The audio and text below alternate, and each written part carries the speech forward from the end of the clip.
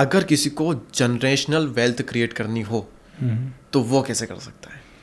Generational wealth create होती है, पहला स्टेप उसका, पुश्ते उसकी खा ले इतनी वेल्थ। हाँ ऐसा। अब जैसे आपको करनी है, लेट्स से आपको ऐसी वेल्थ क्रिएट करनी है जहां अगले 6 जनरेशंस तक, 7 जनरेशंस तक, या 40 जनरेशंस तक, या मैं तो कहता हूँ आप ही की परिवार, क्यों आपके परिवार के परिवार भी, मतलब आपकी टीम में मान लो 1000 लोग हैं, उनकी जनरेशंस भी खाए, जैसे टाटाज ने की है लेगेसी क्रिएट। इसको मैं कहता हूँ लेगेसी क्रिएट करना। एग्जैक्टली। हाँ, इसका सबसे first and the foremost point, यहां कॉपी पेस्ट नहीं चलेगा, यहां चलेगा डिस्कवरिंग योर विजन। आपके अंदर है ना एक बहुत बड़ा विजन डेवलप होता है। जैसे बाबा साहेब अम्बेडकर, उनका एक विजन था कि ये स्लेवरी मिटनी चाहिए, ये ऊंची जात नीची जात खत्म होनी चाहिए। सुभाष चंद्र बोस एक विजन की कंट्री आज़ाद होनी चाहिए।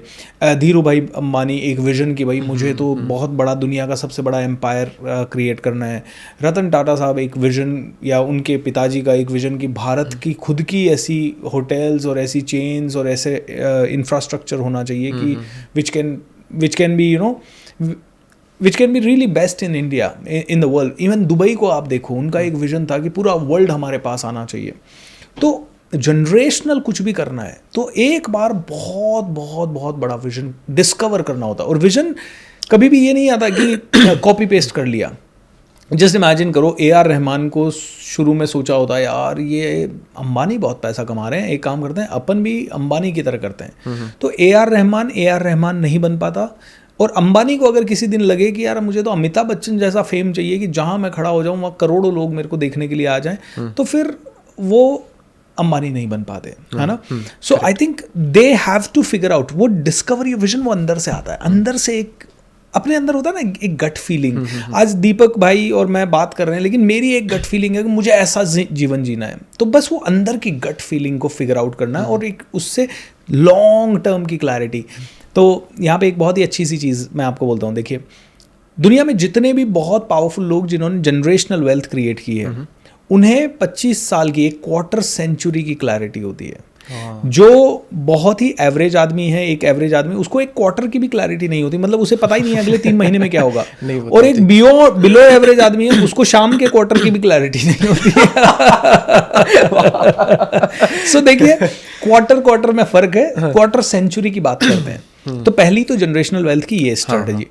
दूसरी चीज, जीरो कॉम्प्रोमाइज पॉलिसी। भाई मैं इस विजन के लिए जी रहा हूं। अब आप सोचिए, भगत सिंह जी 23 साल के थे, और भगत सिंह जी 23 साल के होने के बावजूद ही वाज सो क्लियर कि I am okay to die. जबकि ऐसी सिचुएशंस बन सकती थी जिससे कि वो माफी मांग लेते तो उनको आजादी मिल जाती, लेकिन ही न्यू कि मेरी डेथ होगी ना तो ही आंदोलन भड़केगा। 23 साल के आदमी ने इतनी बड़ी जिंदगी जी ली है ना, जो आज तक पूजनीय बन गए हैं। करेक्ट, अमर हो गए। ये विजन की पावर है, ये जनरेशनल इंस्पिरेशन है।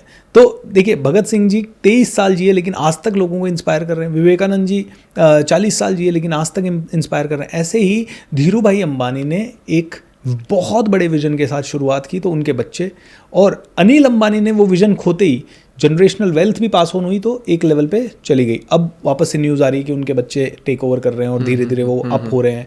थोड़ा मुकेश अंबानी जी भी सपोर्ट कर रहे होंगे। तो जनरेशनल वेल्थ तो एक ही तरीके से क्रिएट हो सकती है, विजन लिया और उस विजन को कंटिन्यूसली पास ऑन किया। आज देखिए, सेंट गोबेन 400 सालों से चल रही है कंपनी, ओके। वॉलमार्ट कितने सालों से चल रही है, मर्सिडीज बेंज 150 सालों से चल रही है। ये लेगेसी है। तो यहाँ पे एक चीज़ ख़त्म भी हो जाए तो चल सकता है क्या? लेट्स से मैंने अपना विजन क्रिएट किया, मैं मर गया, तो विजन के बाद दूसरी चीज़ आती है शेयरिंग दैट विजन। उस विजन के हिसाब से पिलर्स क्रिएट करने, उस विजन को सेल करना, उस विजन को प्रमोट करना, उस विजन के अलावा सब कुछ छोड़ देना। जैसे रतन टाटा साहब के पास एक थॉट आया था कि भाई पाकिस्तान वाले 1000 टाटा ट्रक खरीदना चाहते हैं, और उन्होंने 1 सेकंड नहीं लगाया कहने में कि सॉरी मैं देश नहीं बेच सकता, ठीक है। और उनकी जगह कोई और दूसरा बिजनेसमैन होता, बोला चाइना से यार बढ़िया ऑर्डर आ रहा है, ले लो, चाइना अटैक कर रहा है, वायरस भेज रहा है, चलेगा, लेकिन ले लो, क्योंकि विजन मिसिंग है। तो विजन जहां मिसिंग है, जनरेशनल वेल्थ नहीं हो सकती। जनरेशनल वेल्थ एक लेवल पे नष्ट हो जाएगी, जिधर विजन के अंदर कॉम्प्रोमाइज हुआ उधर ही वेल्थ नष्ट होना शुरू हो जाएगी, खत्म होना शुरू हो जाएगी। तो पहला चीज़ तो विजन हो गया। दूसरा फिर सॉलिड सिस्टम, सॉलिड टेक्नोलॉजी, उसी विजन को आगे ले जाने का सॉलिड सिस्टम। और उसके बाद फिर ऐसे एक्सपर्ट्स को आप बिजनेस में लेके आएँ जो कि आपसे भी ज़्यादा इंटेलिजेंट है। एक नॉर्मल बिजनेसमैन डरता है अपने से ज़्यादा इंटेलिजेंट आदमी को लाने में, अरे ये कहीं मेरे लोग ना ले जाए, अरे ये कहीं मेरे बिजनेस का सीक्रेट ना ले जाए। लेकिन जितने भी बड़े बिजनेसमैन होते हैं वो अपने से 10 गुना ज़्यादा इंटेलिजेंट लोगों को अपने बोर्ड में लेते हैं। हाँ। मान लीजिए आनंद महिंद्रा साहब को मैं 1 लाख करोड़ रुपए दूं या 10 लाख करोड़ दूं, 10,000 करोड़ दूं, आपको क्या लगता है? आनंद महिंद्रा साहब कहेंगे अरे मेरे को ऐसा फील आ रहा है कि मैं बॉम्बे में एक 5 स्टार होटल खरीद लूं, इस तरह से डिसीजन लेंगे? नेवर। आनंद महिंद्रा साहब के पास एक थिंक टैंक होगा। वो थिंक टैंक में कौन होगा? फाइनेंस का एक्सपर्ट, मार्केट का एक्सपर्ट, इंडस्ट्री का एक्सपर्ट। वो सारे लोग मिल के डिसाइड करेंगे कि वो पैसा 10,000 करोड़ एविएशन में लगे, या वो AI में लगे, या वो होटल खरीदने में लगे। तो जनरेशनल वेल्थ का नेक्स्ट फंडा यही है, always always always take support from the experts. वाह, ब्यूटीफुली एक्सप्लेन किया आपने ये सारा। दोस्तों, डीप कास्ट की अगर ये क्लिप आपको इन्फॉर्मेटिव लगी हो तो आप हमारी इस मेहनत को बिल्कुल फ्री में सपोर्ट कर सकते हो, सिर्फ और सिर्फ सब्सक्राइब बटन पे क्लिक करके। तो मिलते हैं नेक्स्ट क्लिप में। Thank you so much.